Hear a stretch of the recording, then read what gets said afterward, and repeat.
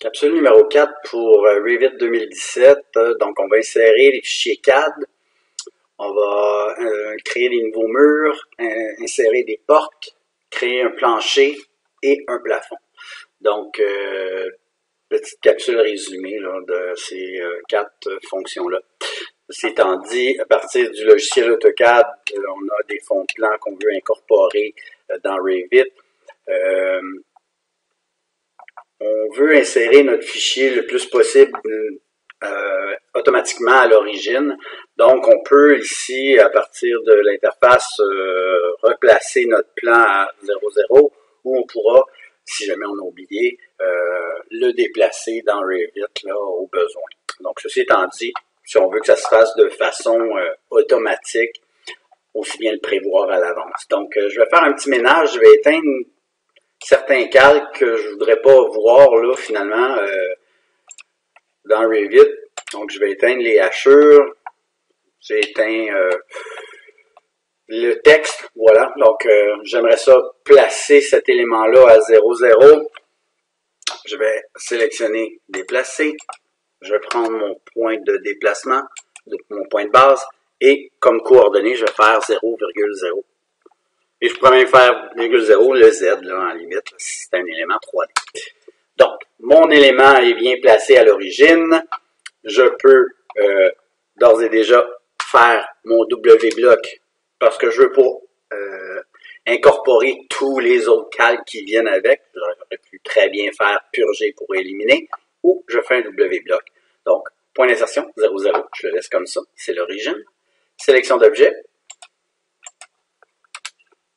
Donc, il va sélectionner seulement les éléments à l'écran. Je vais l'envoyer pour l'instant dans mon répertoire de travail. Donc, pour l'instant, je l'ai mis dans le bureau. Je vais remplacer. Mon fichier est fait. Donc, AutoCAD, je peux fermer. Et je vais retourner à Revit. Dans Revit, je vais aller me chercher un nouveau projet. Donc, nouveau, à partir d'un gabarit qui se trouve dans Intranet. Donc, je vais aller chercher V, Claude H, Revit gabarit et famille. Mon gabarit est là, parfait. Je veux créer un projet, donc je clique sur projet. Et quand mon gabarit va apparaître, ben, je vais pouvoir sauvegarder mon projet. Donc, ça ici, je peux l'effacer. Je vais faire enregistrer sous. Petit projet. Je veux travailler dans mon archive. Ça va être mon projet 3, par exemple. Si j'ai bien fait ma job, le nom de mon fichier apparaît et .rdt, donc qui me signifie que je suis dans un projet. Voilà.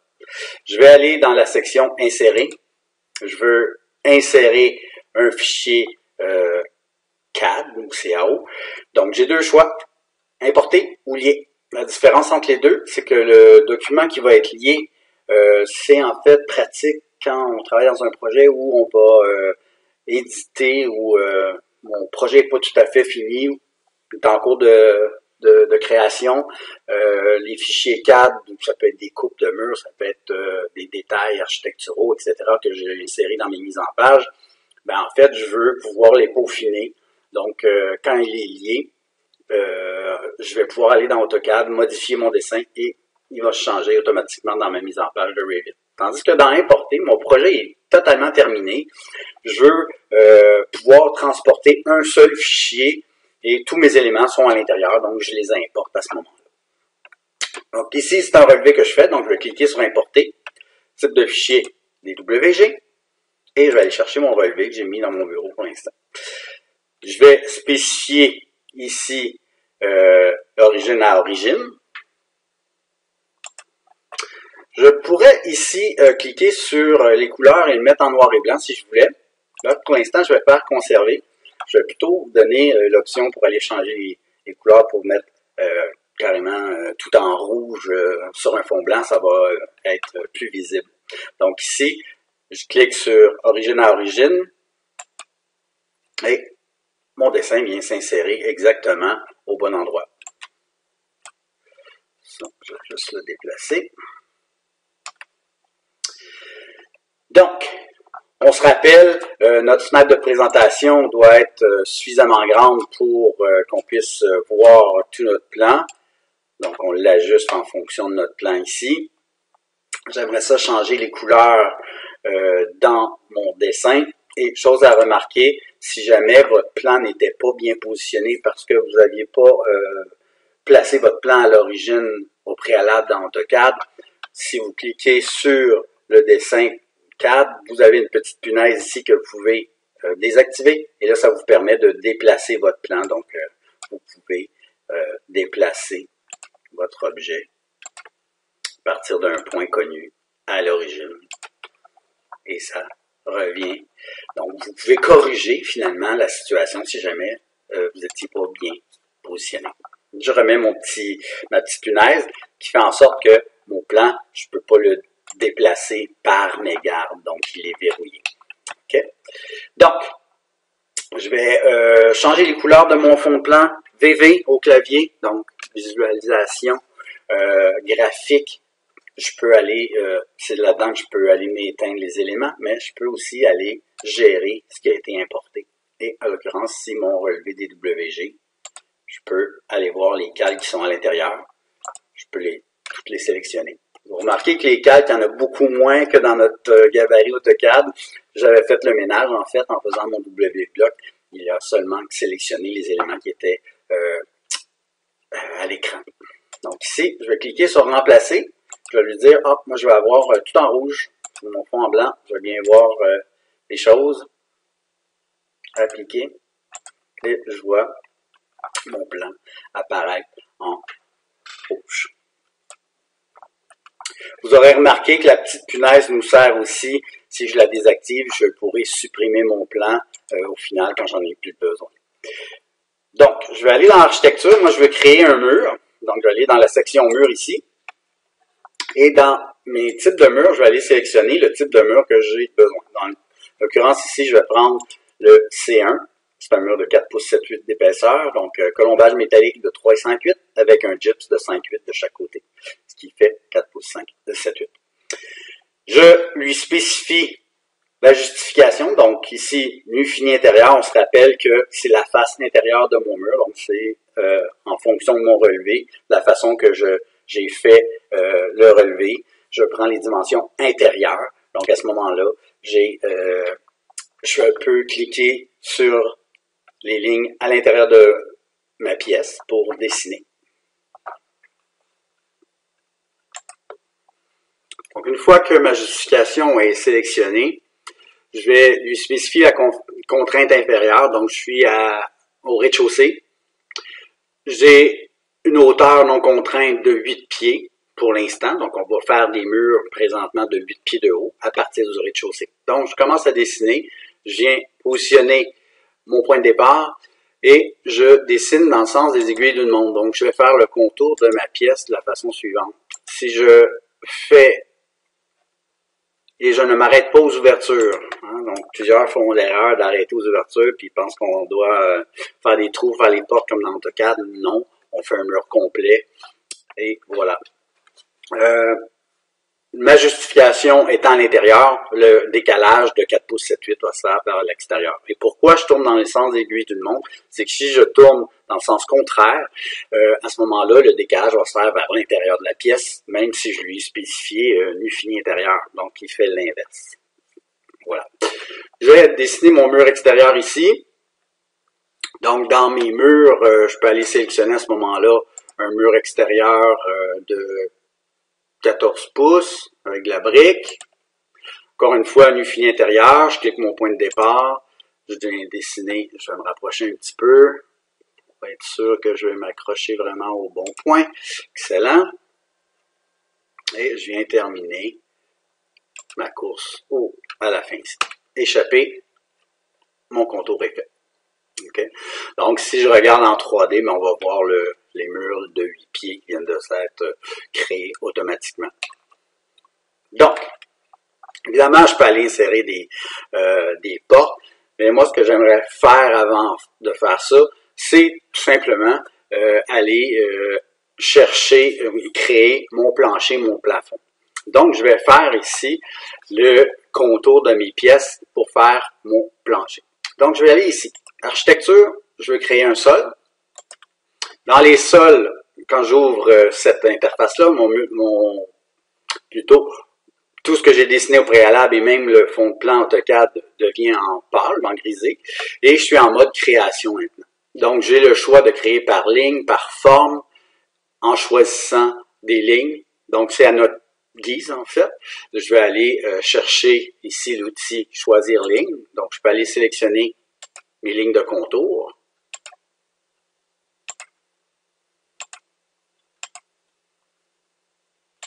Si jamais, il faut vraiment que le contour de ma pièce soit fermé. Donc, si jamais il y a une ligne qui est trop courte ou quoi que ce soit, je dois obligatoirement fermer cette forme-là. Sinon, quand je vais cliquer sur le petit crochet, ben en fait, la forme, il va y avoir un message d'erreur comme quoi la forme n'est pas complètement fermée. Donc, ce que je vais faire ici, je vais raccorder plus ou moins que mes lignes entre elles, que ça soit bien fermé. Donc, si vous avez des croisements de lignes, des chevauchements de lignes, assurez-vous de les raccorder correctement. Donc, ensuite de ça, je vais pouvoir cliquer sur création de plancher. Donc, mon plancher est créé. Automatiquement, il a mis un fini de béton. Donc, ici, j'ai mon fini de béton qui est activé automatiquement, que je pourrais changer à ma guise. Si je clique à côté, des fois, c'est difficile de venir resélectionner le plancher en cliquant dessus. Donc, on avait vu dans les premières capsules que on pouvait aller avec la tabulation ou tab au clavier. Vis-à-vis le mur, ici, j'ai présentement un clic sur le mur, donc il sélectionne le mur. Si je fais tab, 2 fois, on voit que c'est le sol. Avec ma souris, mon bouton de gauche, je peux sélectionner mon sol à ce moment-là et choisir les différents finis que je veux avoir. Donc, exemple, si je veux avoir de la céramique, voilà, c'est fait. J'aimerais ça. Donc, je peux aller sélectionner mes finis de cette façon-là. Je peux sélectionner une ligne pour bien placer mon carrelage. Donc, je fais, encore une fois, tabulation. Je vais prendre aligner. Donc, je vais lui dire, je veux m'aligner sur le bord du mur ici. Vous voyez, il clique sur l'axe. Encore une fois, je vais utiliser tab pour lui dire quelle ligne je veux avoir en particulier. Puis, je vais lui dire quelle ligne je vais aligner. Voilà, c'est fait. Je pourrais faire la même chose avec cette ligne-là ici. Aligner, je m'en viens vis-à-vis ça. Alors là, vous avez vu, ce que j'ai fait, en fait, l'erreur commune, c'est que j'ai déplacé mon mur en fonction de ma ligne de céramique, et c'est le contraire que je veux faire. Donc, je vais refaire tab ici pour sélectionner.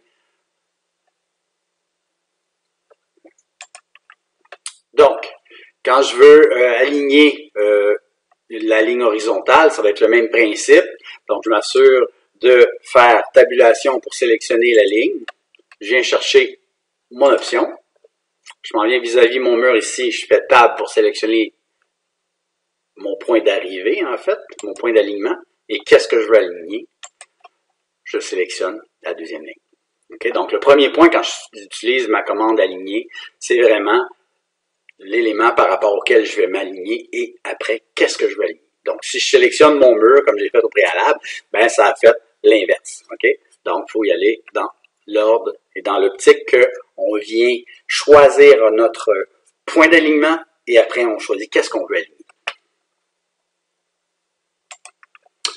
Autre petit truc qu'on avait vu aussi, comment créer un nouveau motif de plancher. Donc, dans le cas présent, si j'allais choisir latte de bois, graphiquement, j'ai cette option-là. Évidemment, si je viens chercher les styles réalistes, je vais voir l'image apparaître. Mais là, pour l'instant, en graphique 2D, ce que j'ai, c'est des lattes de 30 pieds de long. Donc, bon, je peux aller créer de nouveaux styles de sol, en fait. Donc, je peux ici cliquer sur modifier type. Je vais le dupliquer. Latte de bois 2, parfait. Et je vais aller dans structure ici, modifier. Modifier quoi? La finition ici. Et là, dans les motifs, présentement, j'en ai seulement qu'un. Donc, je vais dupliquer mon matériau aussi. Okay? Donc, ici, j'ai l'option de créer ou dupliquer un matériau. Donc, je vais dupliquer le matériau. Je vais l'appeler latte de bois. Bon, il a rajouté l'incrémentation 1. Ça me convient. J'aimerais ça aller changer le graphique. Par contre, donc dans les graphiques ici, je vais aller chercher latte de bois avec des joints en quinconce. Donc ici, je vais prendre celui-là et je vais l'appliquer.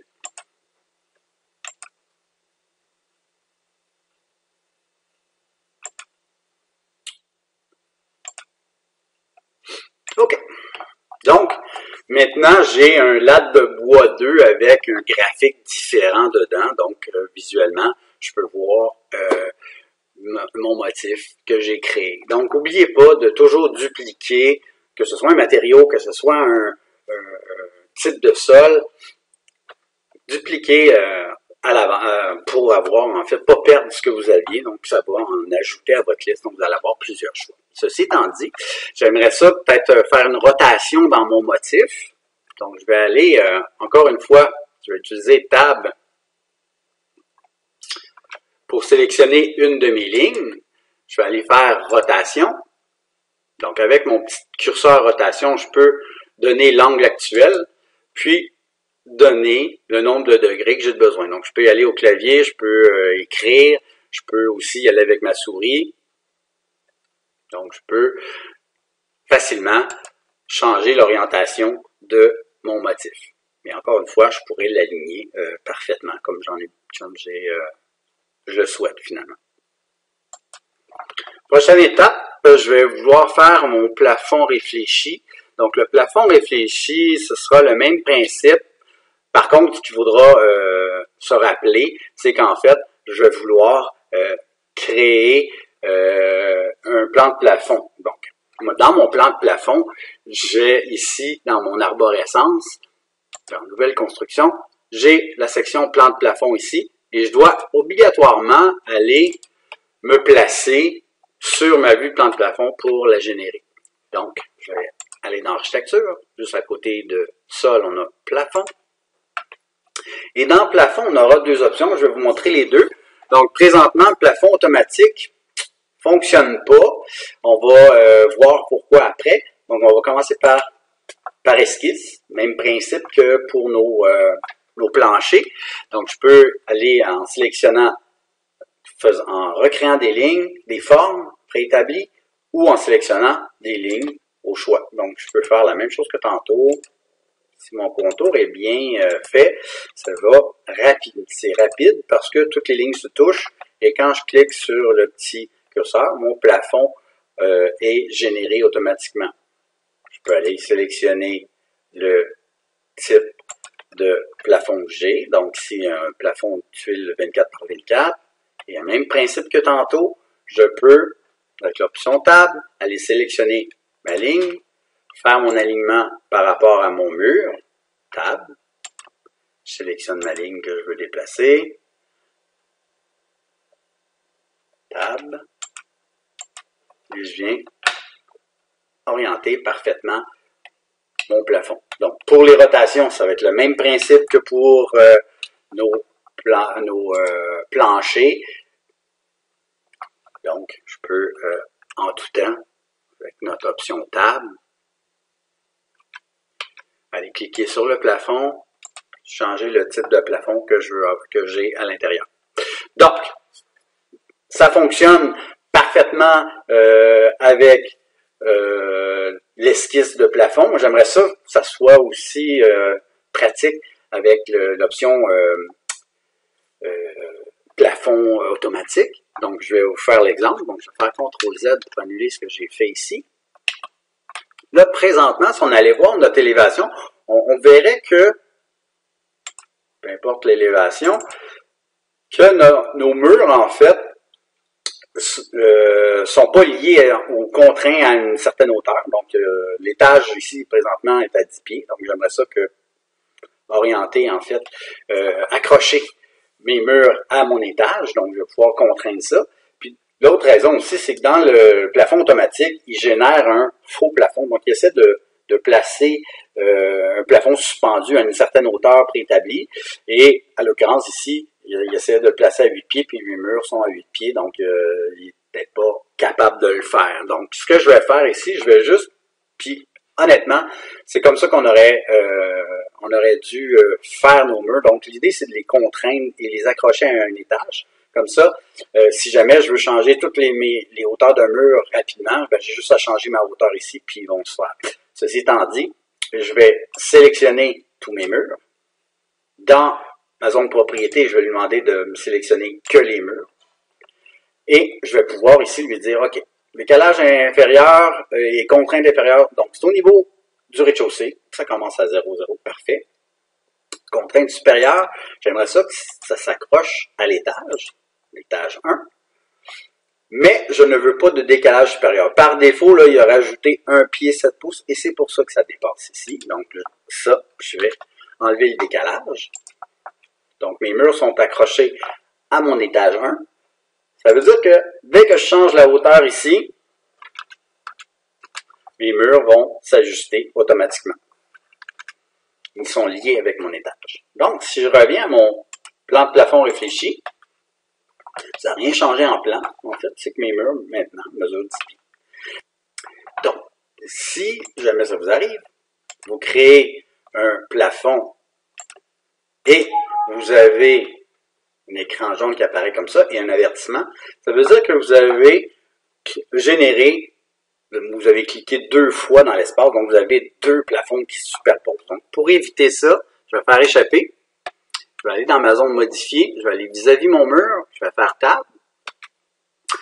Je sélectionne, je vois dans le bas à gauche que le plafond existant est sélectionné. Je clique avec ma souris et je vais le supprimer. Je vais refaire la même procédure pour m'assurer que j'ai vraiment que les murs qui sont sélectionnables. Donc, ça veut dire que là, présentement, là, j'ai enlevé tout ce qui s'appelait plafond dans cette zone-là. Je vais refaire ma procédure. Plafond automatique. Je viens cliquer ici. Enter. Mon plafond est créé. Je vais aller dans Modifier. Je vais faire Tab. Et je peux aller automatiquement changer mes types de plafond. Donc, je vais pouvoir changer mes tuiles, etc. Si on regardait en vue 3D présentement, on voit que notre plafond, finalement, a été généré à 8 pieds. Okay? C'est fait par défaut comme ça. Donc, ça veut dire que si je sélectionne mon plafond en tuile acoustique ici, on me dit ici le décalage par rapport au rez-de-chaussée, il est à 8 pieds. Donc, ça veut dire que si j'ai des zones, et ça, vous allez pouvoir faire des plafonds dans chacune de vos pièces qui sont fermées de hauteurs différentes, si j'ai des conduits de ventilation, etc.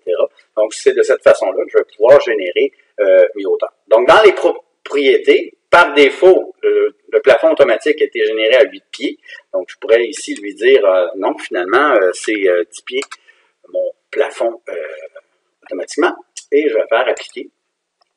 Vous avez remarqué, il est monté. Plusieurs qui m'ont fait remarquer, en fait, qui ont remarqué que le plafond est au-dessus du mur, effectivement.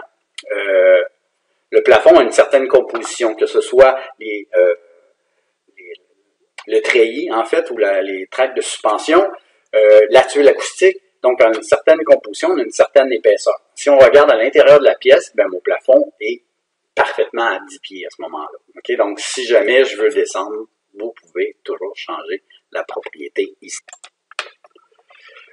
Plafond automatique ou par esquisse fonctionne de la même façon. Donc, si je reviens dans mon plafond, je pourrais recentrer mes tuiles parfaitement où je veux les avoir. Je pourrais changer la rotation aussi, le même titre qu'un plancher. Donc, ça fonctionne de la même façon. Je reviens dans mon arborescence à mon plan de l'existant. Je vais me départir du plan CAD quand j'en ai plus besoin. Je viens vis-à-vis mon mur ici. Je fais tabulation. Lorsque mon fichier CAD DWG apparaît dans ma sélection, je clique avec ma souris. Je viens désactiver la petite punaise et je peux supprimer au clavier mon plan. Donc, rapide. Il faut vraiment apprendre à manipuler notre outil tabulation. Ça nous permet de sélectionner rapidement nos objets. Je vais aller chercher une porte. Dans mes types de portes, je vais sélectionner le type qui me convient. Si la dimension ne me convient pas, je sélectionne le type et je viens modifier le type. Moi, ce que je veux faire, c'est avoir une porte de 34 pouces. Donc, je vais dupliquer la porte de 36 pour l'appeler tout simplement 34 par 80. Donc, j'ai dupliqué pour ne pas perdre mes autres formats de porte. Et ici, je pourrais, à ce moment-là, changer la largeur pour 34 pouces ou 2 pieds 10. Donc, 34 pouces. OK. Ma porte va venir s'insérer à l'endroit où je veux avoir. Je viens la positionner. Donc, je peux y aller avec ma souris. Sinon, je la sélectionne. En fait, et avec ma souris, je peux cliquer l'option modifier et lui dire, ah, moi finalement, je veux que mon pocket soit de l'autre côté parce que j'ai, exemple, pas assez d'espace de ce côté-là. Donc, le sens d'ouverture va se faire dans la partie plus grande de mon mur. Le positionnement de ma porte peut être modifié. Donc, je peux aller ici, cliquer sur le petit bulle bleue qui m'indique, je veux que ça parte à l'intérieur de mon mur. Je veux que ça soit le bord de ma porte. Donc, je clique sur la bulle et ici, je veux dire, finalement, je vais avoir 3 pieds. Donc, rapidement, je peux corriger le positionnement. Bien souvent, j'insère mes composantes. Je ne me casse pas vraiment la tête du positionnement parce que c'est hyper rapide à modifier. Voilà. Si je regardais en 3 dans ma boîte 3D, donc j'ai une porte finalement avec un cadrage gris puis une porte grise. Pas ça que je veux. Je peux aller sélectionner ma porte, modifier le type. Moi, ce que j'aimerais faire, c'est changer le matériau de finition du cadre. Donc, ici, j'aimerais ça choisir un autre type. Peu importe. Je veux de l'aluminium. OK. Je l'applique. Ça a changé le matériau ici, aluminium, mais ma porte va rester grisâtre. Okay? J'ai mon cadre maintenant qui est en un autre fini. Je resélectionne ma porte. Dans les propriétés ici, je vais aller changer le matériau du panneau. Donc, le panneau, moi, j'aimerais ça l'avoir en verre, par exemple. Totalement. Donc, un choix que je fais ici. Je vais aller chercher mon type et je vais l'appliquer. Donc, je vois à travers ma porte maintenant. Donc, je peux modifier mes portes à ma guise. Là, je l'ai fait de façon systématique. Ça veut dire que la prochaine que je vais insérer de ce type-là, ils vont tous être finalement translucides. Si ce n'était pas le cas, j'aurais pu dupliquer ma porte pour en créer une opaque, puis en créer une nouvelle avec un panneau de verre à l'intérieur. Okay? Donc, voilà. C'est un petit peu comment modifier nos types de portes, comment les insérer.